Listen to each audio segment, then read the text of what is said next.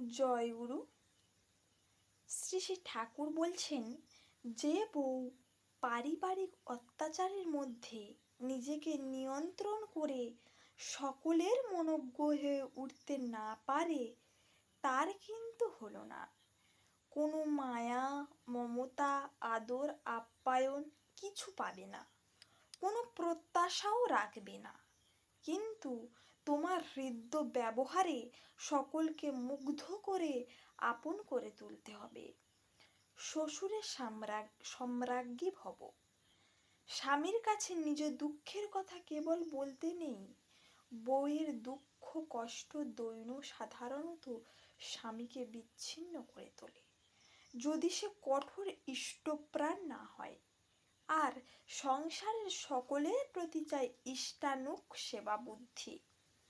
এমনতরভাবে সেবা করতে হয়, আচার আচরণ বাক্য ব্যবহার এমন করতে হয় যাতে মানুষকে সুকেন্দ্রিক করে তোলে।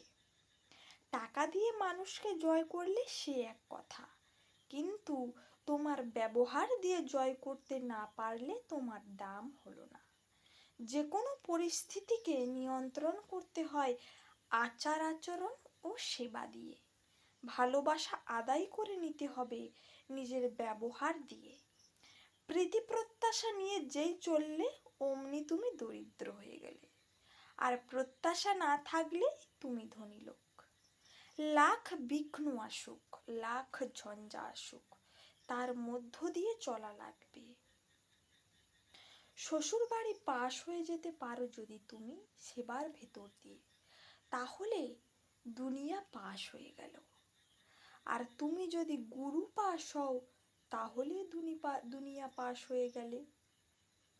যেসব মেয়েরা নিন্দা করে, এর কথা ওর কাছে বলে, ওর কথা তার কাছে বলে, তাদের কাম সারা, এমনকি নিন্দনীয় কিছু থাকলেও। জয় গুরু।